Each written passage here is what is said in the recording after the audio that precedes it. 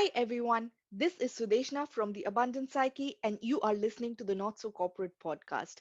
Here we talk about all of the not so corporate things that we corporate entrepreneurs end up doing within and outside our corporate lives.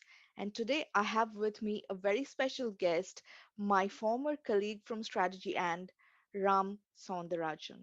Ram and I used to work together at Strategy, and recently he has delved into the area of entrepreneurship. We'll talk a lot about that, but I have a bit of an anecdotal story to share. So, some of you might know that I used to, I had a career gap and I used to paint a lot. In my career gap, I took up oil painting and I painted a few pieces and I put them up for charity auction in Strategy and Ram bought them. And when I heard that, I was like, if it wasn't for the charitable angle, I would have really questioned your questioned your taste in art, really, Ram. Um, but there you go. There's an anecdote. But he is a really, really passionate entrepreneur. He has been an inspiration, and he cares really about diversity, gender equality, immigration, urban and rural equalities, all these good topics that we are going to cover. Welcome to the show, Ram. So lovely to have you. Sudeshna, thank you so much for inviting me on your show. Really appreciate the opportunity. Very, very excited to be speaking to you again. And by the way, your paintings were absolutely fantastic, so don't let yourself down. It is hanging right in front of me here in my office here. So well done on that.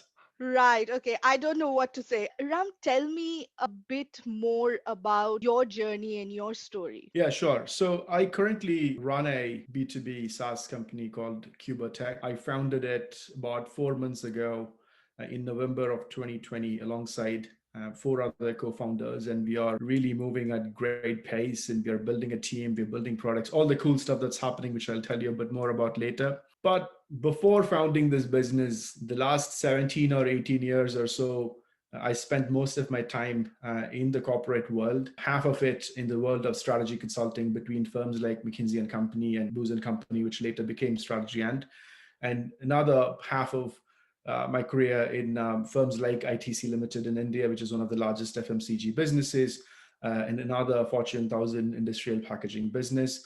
So I would say about good 18 years or so in the world of corporate. But the first 20 odd years of my life, I can tell you, it couldn't have been farther away from anything that looked like corporate. Right? I was raised in a very small village for the first 12 to 15 years of my life. I spent most of my time in a place called Anayor, which is really close to a city called Madurai back in India.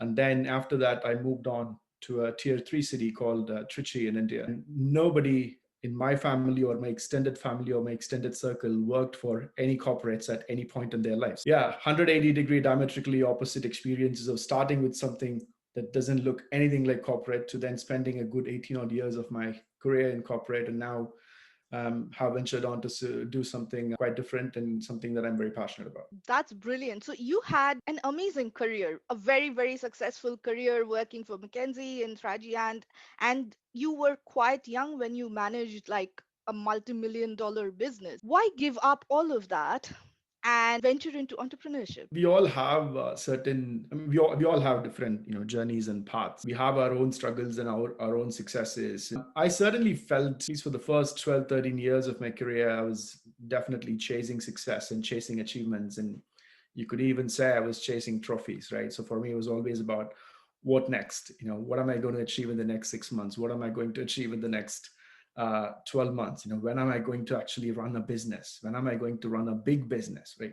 All these things that tend to motivate people like us. But I guess around 2014, 2015 timeframe, when I was just coming off running a fairly large business unit out of the Middle East. It was a $250 million business unit, over 2,000 people that were a part of that organization. And I was barely 31, 32 when I was running that business unit. So I felt like I had achieved a lot by then. But at the same time, when I was coming off that role and took a 3-4 month career break, I somehow recognized that we cannot measure ourselves, and I cannot measure myself with just the yardstick of achievement. It felt like a very narrow way of looking at my own journey. And increasingly, I felt more and more people were moving towards this notion of achievement. And I questioned myself, how did people live over the last 50 years, 100 years, 200 years, 300 years when no corporates existed? What did they measure themselves? What was more important than achievement? So it certainly felt that achievement cannot be the only yardstick. And Mm. therefore, I chose to take a slightly different path. So instead of looking at my own journey in life as one focused on achievements, I started thinking about it as a set of experiences rather than a set of achievements. My focus became one of how can I gain as many experiences as possible as I go through the rest of my life, rather than as many achievements as possible. And Mm. clearly, one of the big things I wanted to do was to start something from scratch. I felt very passionately about building things. And it didn't have to be a company that I had to build, right? It could have been an art enterprise I could have built, or I could have built an NGO. But at this point in my time, it certainly felt the next 5 to 7 years or so, I should go and build a venture. And that was largely the drive behind doing something different rather than just being on the same path and trying to go for more and more achievements. Yeah, that's amazing. And there's nothing to say that this won't be another achievement. What I was really interested in, Ram, was your story from that rural to urban setting, and then how you transitioned through your life, and how that also impacted how you view entrepreneurship. Yeah, it's a great question, and it's very difficult for anyone, for that matter, to put themselves in someone else's shoes if they've not been where they if they've not really understood where they've come from. There's this is a very interesting book from Malcolm Gladwell. I'm sure one of the authors. I'm sure you read, and I'm a big fan of Malcolm Gladwell, where in his book Outliers, he talks about where people come from matters as Mm. much as anything else as well. So for me, the first 15 years of my time living in a largely agrarian society where almost 9 out of 10 people around me were farmers, or people involved in animal husbandry, or figuring out different ways to make a living. And I've never seen anything more entrepreneurial than that. When you live in a village, a village in India is very, very different from probably village in many other parts of the world. If you live there, you see how entrepreneurial people are, because there are no corporates, there are no big businesses. The governments do not necessarily provide mass employment for people in small villages. Majority of the economic activity is centered around the big cities and tier one cities or tier two cities. So people have to find a way to make their own living. So subconsciously, all that I saw around me, without really realizing it was a form of entrepreneurship at that point in time, was everybody. And mind you, the labor participation rates among women is very, very high in rural parts of the world. There's a lot of talk in the corporate world around diversity and the opportunity for women, but if you really look at what happens in villages, you will find women play a significant role in earning an income.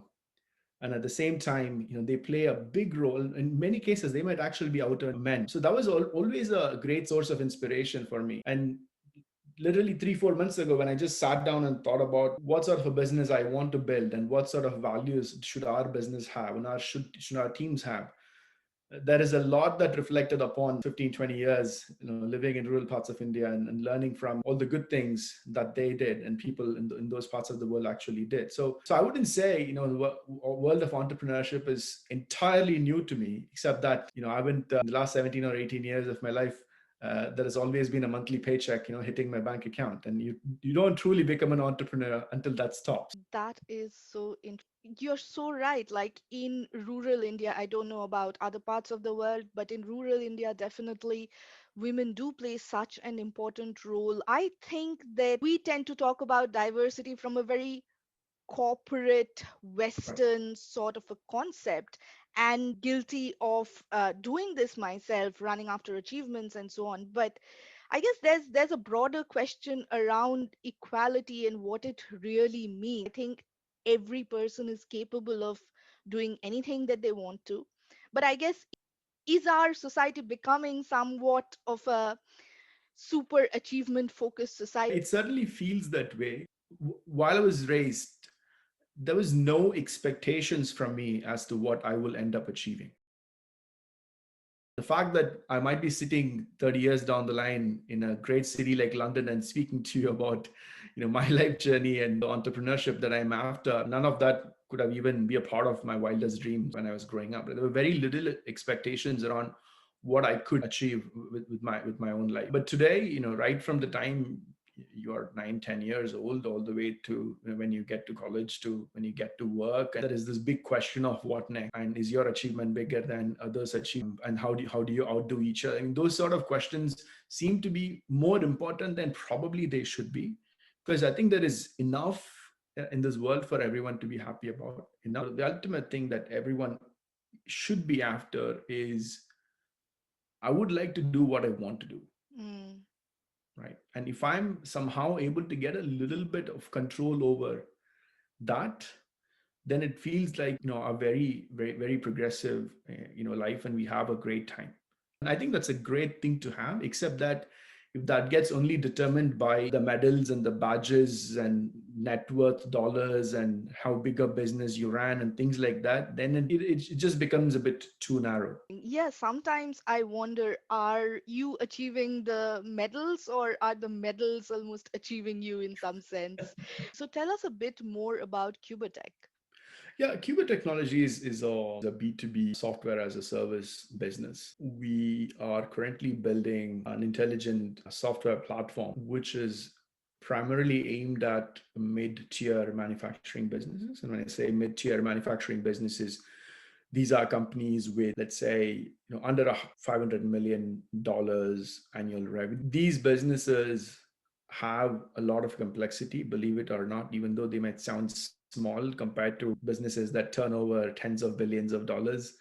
Even these businesses have a lot of complexity, maybe 5 factories, customers in 10 countries, 3,000, 4,000 employees. So that's a lot of complexity. And wherever there is complexity, there is an opportunity to unlock value. And many of these businesses have been definitely battered by some of the events that have transpired during the pandemic over the past year or so. So many of them are searching for ways to improve their profitability and unlock value going forward. Our view is that the current consulting led, service led support propositions to help these companies unlock value is very expensive, and therefore many of these companies don't seek any such help or advice. Mhm. It's beyond what they can actually afford, and therefore they end up doing things on their own, which again is a great thing.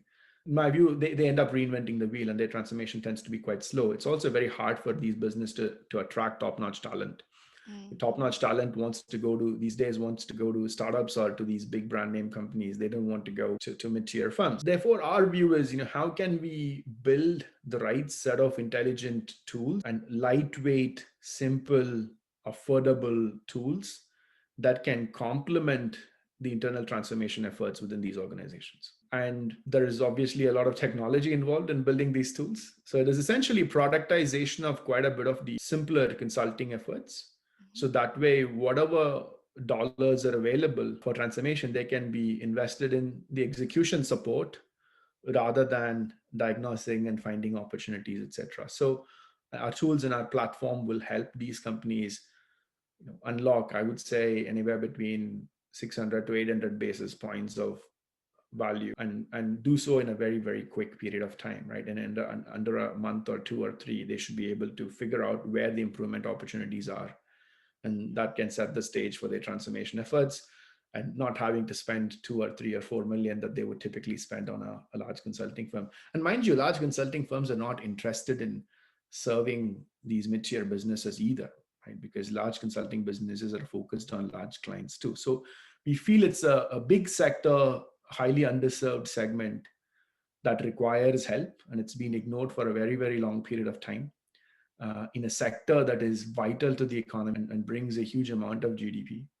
And therefore, we believe we are playing in a very, very exciting area. And B2B SaaS sort of started 8, 9 years ago, right on the back of the 2008-9 financial crisis. And that's when that industry was really born. It still feels like day one in SaaS. And we are very, very excited about taking simple, affordable, lightweight, low cost technology to firms and help them unlock value. So in one sentence, our purpose really is to help them transform their competitiveness, transform the competitiveness of the manufacturing companies digitally as much as we can through simple, low cost, lightweight technology. That's the way we're looking at it. you are also making high quality consulting and the technology, the data, all of that stack accessible to mid-tier companies. And after that, they have money left to actually implement the thing out themselves rather than spending the money on strategy and then realizing. And I have seen quite a few cases where companies would actually spend all the money on the consultants and then wonder where does the money for implementation come. And I think that's really crucial to solve. Yeah, yeah. No, we don't necessarily see ourselves as trying to replace consulting one way or the other, right?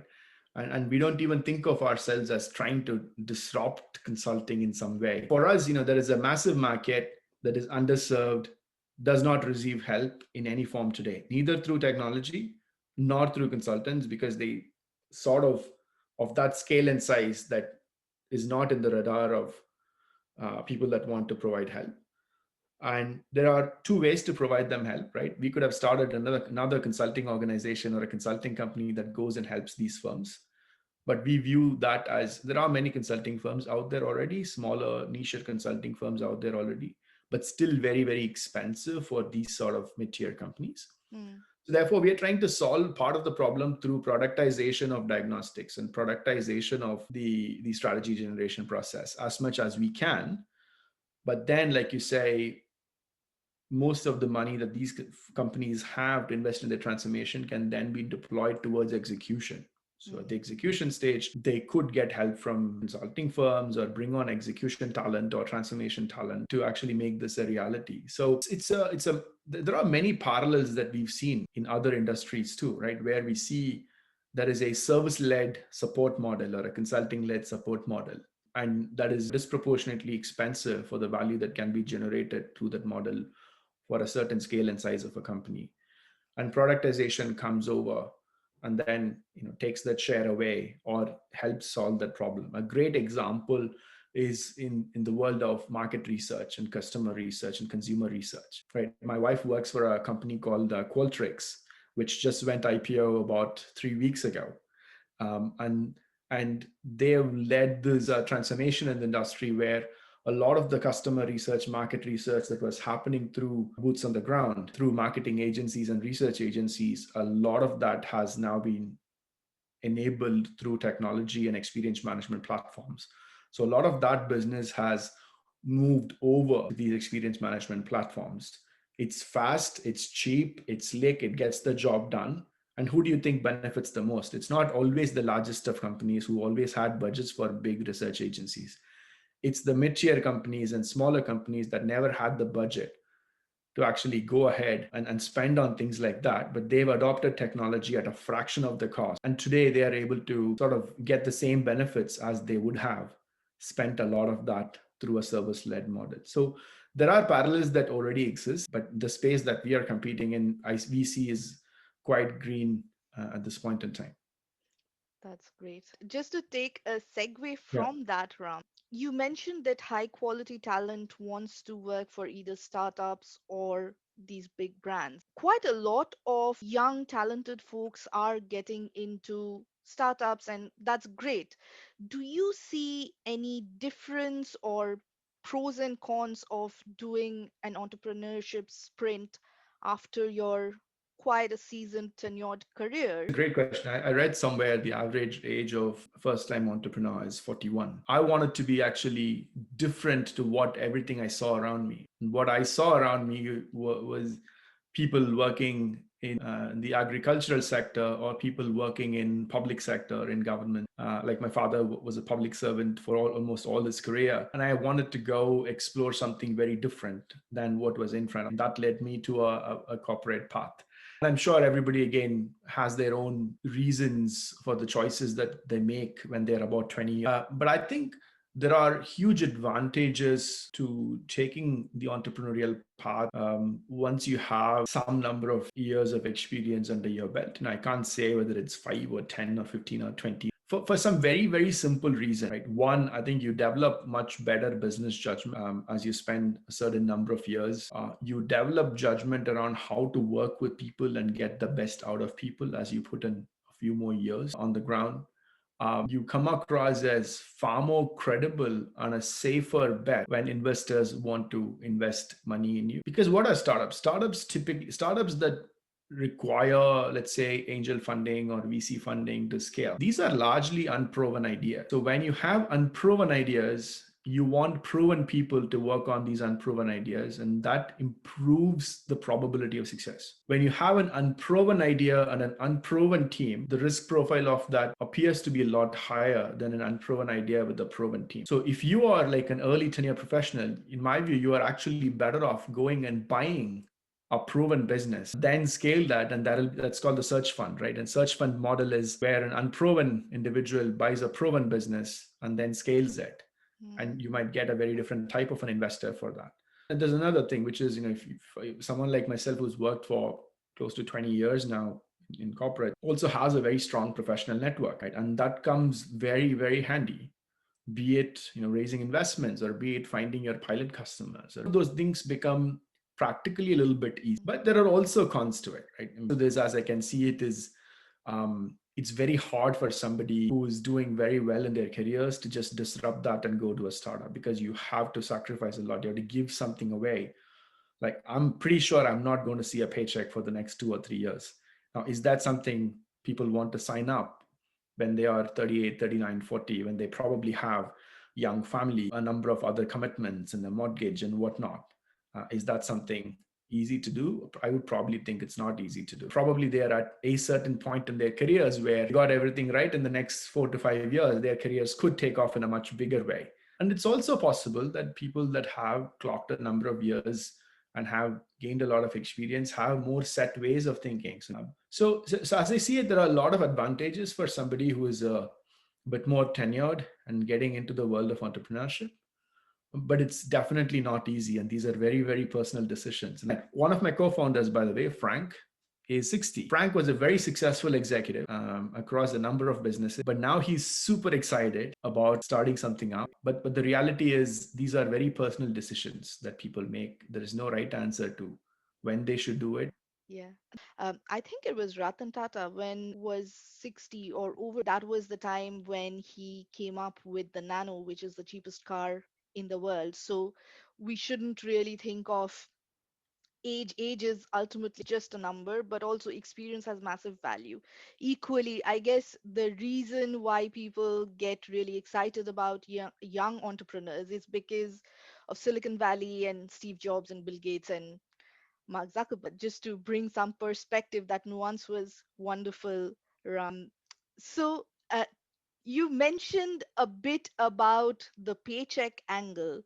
uh, Tell me a bit more about things that you miss other than the paycheck from the corporate life. Look, definitely a paycheck is something we will all miss with the day it stops coming. Sort of reconfigure our lifestyles a little bit around that. I'm not saying I've shut the door on corporates, right? Who knows, maybe 2, 3 years down the line, 5 years down the line, 10 years down the line, I might be back in the world of corporates. There's no running away from the world of corporates, Absolutely, just for because, now. yeah, I'm a number of my customers will be corporates, a number of my investors will be corporates. Absolutely. So when we scale and when we become a bigger organization, we might look like a corporate too. So there's no running away from the world of corporates if you're in business. But having worked for large organizations in the past, there are a number of things that I do miss. Right, one is large corporates naturally have hundreds of people and thousands of people and potentially tens of thousands of people, and your network is much wider and broader, and you have an opportunity to interact with a wide range of people. When you work for a small company, a small team, miss that interaction with so many different people. Similar note, corporates also have access to a lot of resources. So definitely we have to figure out a way to live within our means, and do things in a very as creatively as possible. I think those are two things that I definitely miss. There are a number of things I don't miss. I don't miss the long meetings at all, and significant number of meetings within our team. Decisions get made very, very quickly.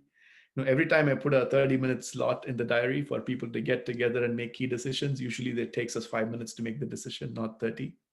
The pace is very, very different. So I enjoy the fast pace at which we move. Yeah, and I don't. I also think startups like us have very flat organizational structures, especially when you have just 10 people, 15 people working with you. Titles mean nothing. There's no currency for titles. Those are some things I'm not missing at all. So, Ram, I know you have a variety of interests. Tell me about that one not so corporate thing that you do that has ripple effects and an impact over both your personal and professional life. Is there something like that? Yeah, I think it's very hard to pin down to one. But I think, like I said, I made a very conscious choice 5, 6 years ago that I'm going to do anything and everything that really, really excites me. I'm going to just experience it. Certainly have embraced that as much as I can. So if I had to pick really one thing, I would say it is travel. Like I mentioned earlier, where I grew up, the first 20 years of my life, I never left my home state. Um, my views of the world to everything was literally shaped by that microcosm I got to experience. There were some great things I learned from that microcosm, and there were not so great things. But fortunately, in the last 15 years or so, I've had an opportunity to travel to at least 50 different countries and have had an opportunity to experience, learn from how people live their lives in so many different parts of the world. But the last 15 to 20 years, I've had amazing opportunities to actually go learn about so many things and how people there live their lives and their value systems and what they believe in and what they don't believe in. And I believe that's massively shaped my view of the world for the good, my value systems for the good. It certainly made me a more compassionate individual. It certainly made me a more grounded individual. And it certainly shown me that a number of ideas I had in my head then were not necessarily right, and I had to change. And eventually continue to be on the journey of being a better individual going forward. So that's one thing I would say it stands out for me personally. Yeah, you're right. Like, there's something so humbling about getting to know people from different cultures and different life experiences where you are almost forced to challenge your own system of values. And that is amazing that you went in with an open mind and perhaps changed some of your values, perhaps augmented some of your values, but that's not something that comes naturally to a lot of people. So I think a lot of credit to you as well for being able to be open and take that onto your journey. Yeah, and there is this, and I was hearing, watching uh, one of those great comedians, Trevor Noah, and one of his stand-up shows, and he talks about, and he quotes actually, travel is the antidote to ignorance. And I just realized the more I traveled, more of my ignorance went away. Absolutely. I love this chat. Any last thoughts, Ram, for our listeners? The one thing I would maybe leave with, right? And again, a lot of listeners, I would imagine, also harbor entrepreneurial aspirations. Um, and like I said, it's a very personal decision on a personal choice. But the one thing I found is there is no right time to it. And I'm sure we've all heard about the Jeff Bezos regret minimization framework. When you are 80 or 85, you look back and say, all the regrets I have, what would I have done differently? It's funny, like growing up, yeah, people want to become a musician, or people want to become, a sports person or a cricketer or this or that.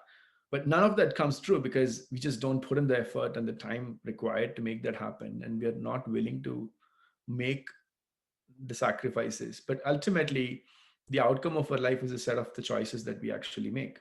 Right? And if there is a desire and an aspiration to be an entrepreneur, create growth, create value for the society, create employment in the society, also create personal wealth and wealth for your investors, whatever that is, There is just no right time. There is never a guarantee that one will succeed or not. It doesn't matter whether you start now, if you started 5 years from now or 10 years from now, it's still there is no guarantee of success. So I would just say go for it. Don't keep waiting. If you keep waiting, it might just be too late. At least on the back of experiences I've had over the last 20 years or so, being in the world of corporates, having run businesses, there have been moments where I felt like I've achieved a lot of what I wanted to achieve. I've found more fulfillment and satisfaction in the current path that I am on, which is a path where I feel like I'm doing what I really enjoy. I'm doing what I'm really good at, and building a growth mindset where if I get something wrong, no big deal. If I fail, no big deal. I've given myself the license to fail and the permission to succeed, both at the same time. If we build a unicorn, great. If you don't build a unicorn, no big deal. Brilliant. Love this chat, Ram. And for anyone listening, leave us a comment, share this out with your friends, subscribe, like, and I'll see you the next time. Bye.